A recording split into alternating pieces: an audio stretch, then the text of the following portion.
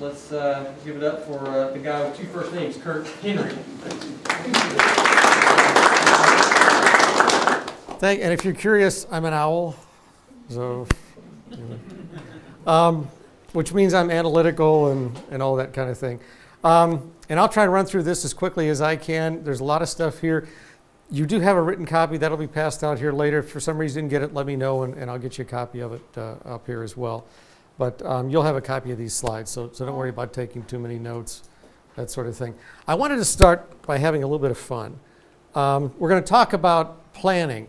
It's really how to use what you've learned today going forward and how you can incorporate them into your business to have a better 2014. That's really what we're talking about today.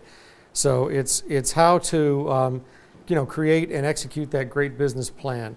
And specifically what we're going to be talking about is using the book 4 Disciplines of Execution, which is going to be one of the giveaways. When you draw the name out of a hat over lunch, you'll have a chance of winning that. It's a great methodology. It's a great way of looking at and organizing how to do your business plan. It's much easier, and they talk about it in the book, of creating a plan. We're almost at the end of the year. Who does resolutions? You're going to do a New Year's resolution, and then how many times do those New Year's resolutions actually happen? It's the execution that's often the difficult part. So in line with that thought, let's see if this thing will play. And I was out of cereal. When I got to the grocery store, I remembered a bunch of other crap I needed to get, and I figured I was already there, so I did my shopping for the week so I didn't have to worry about it while I got my stuff done. When I got home, I didn't feel like cereal anymore, and so I made an omelet and I did the dishes so I wouldn't have to do them after I got my stuff done. And then I went out to get some oil from the hardware store because my desk chair was kind of squeaky and I didn't want to be distracted by a squeaky chair while I got my stuff done. When I got back, it was getting kind of late, and I knew I wouldn't be able to get my stuff done today, so I started watching the Twilight Zone marathon on TV. I just have to make sure I get to bed early because I want to be well rested tomorrow so I can get my stuff done.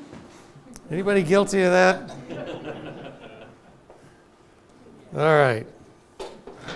And that's a lot of times what happens when it comes to goals. We find a lot of reasons for not doing goals, and certainly not executing them. Okay, back to that same scenario. Here's the statistics. Now, if we had a soccer team with those same kind of statistics, here's what we'd have. Only 4 of the 11 players on the field would know which goal is theirs. 2 would care. 2 would know what position they play. And all but 2 would in some way be competing against their own team members rather than their opponent. And haven't you seen it, maybe not in your organization, maybe in some other organizations, where that's the case? They just don't know. And are we sharing with them? Are we telling the people what it is that we expect from them? What are their goals? What are the common interests there? Where are we trying to take this ship? A lot of the things that other people have talked about today. How do we get more value for our company? By sharing the information with our team and letting them help to get the organization larger, to grow with the new product, with the new procedures, this sort of thing. So with that in mind, and how do we share that? Many organizations, they may have their positions delineated exactly who's responsible for what, but I like the visual here. Each of us in the team has our own area of responsibility. I'm responsible for this, you're responsible for that. But as team members, we should have that accountability unto each other. We're all working for the same company. We're all trying to advance the company together. So I like the visual there of each one has an individual area that they're responsible for, that they're accountable for, and that they're going to be reporting on. But then we all need to be responsible for each other. If you walk out here and you see something that somebody may trip over, isn't it nice to kind of pick it up and move it? Well, but I'm not responsible. I'm not the person responsible for that. That's one of my least favorite phrases. I ran a factory, as Josh was saying. That was my least favorite phrase. That's not my area of responsibility. We should all be accountable to each other. We should all be helping the organization move forward. And that's where I think this visual is really good. Understanding your numbers. You need to know the numbers in your business so that you can truly move it forward. What the book talks about is the concept of the goals versus the whirlwind. The whirlwind is that stuff that's taking place in the background. It's the emergencies, it's the needs, it's the immediate stuff that needs to be done. But that's not the goals. That's not what's really going to move the business forward. That's getting the day-to-day things done. Yes, they need to be done. It's not that they're not important, but that's not the goals. That's not going to expand it. That's not going to improve it. That's not going to put the new products or services into play. That's where the goals come in. And most often it's finding those excuses for not doing what you need to do with the goals because the whirlwind is dragging you into this other stuff. So you got to somehow lock out that whirlwind. The 4 Disciplines of Execution, which is the book that we're talking about. Focus on those wildly important things that need to be done. That's not just the day-to-day, but those wildly important things that are going to move that business forward. Act on leading measures. And we'll talk about that in a minute. Keep a compelling scoreboard. If you don't keep score, why play? And play table tennis with somebody or real tennis, whatever, and all of a sudden when you start keeping score, what happens? They start getting serious about it. So keep a compelling scoreboard and create a cadence of accountability, and we'll talk about each one of these. Wildly important goals. The more you do, the less you accomplish. And they did a study again. If you have 2 or 3 goals, you'll get 2 or 3 goals done. If you've got 4 to 10, you may get 1 or 2, and if you've got 11 to 20, forget it. You're spread so thin, you're just not going to get stuff done. So have those 2 or 3 really important goals, those wildly important goals, and concentrate your efforts on those and your team on those. Leading and lagging measures are sometimes difficult to define. So the way I look at it here, the lagging measures, it's the revenue, it's the profit, it's the results of the business. It's the stuff that you're probably looking at now. You may want to be looking at some different things, more things, but it's a lot of things that you're looking at now. And I use the concept of, for leading and lagging, I use weight if somebody wants to lose weight. So let's say, in this case, a leading measure would be your weight. So you weigh yourself every day. That's okay. That's keeping track of it. That's keeping score. That's a scoreboard. Leading measures are the more difficult. They're the predictive things that you do that will lead to what you want to get. Okay, so in this case, a sales call, the number of sales calls that you make may lead to the revenue and the profit that you want to get. Or using the losing weight concept, the calories consumed, how many miles you walked, how many miles you ran or biked or whatever. Those can be leading measures to losing weight, to getting yourself in shape. Same thing then with business. What are some good leading measures that you can have that are going to get the business to where you want it to be? That's the tough one. That's the one that takes some discussion with you and your team to figure out what those really predictive measures are going to be.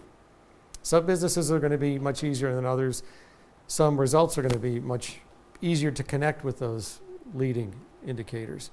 But that's the challenge, is getting those and then keeping score on those. And it may be sales calls.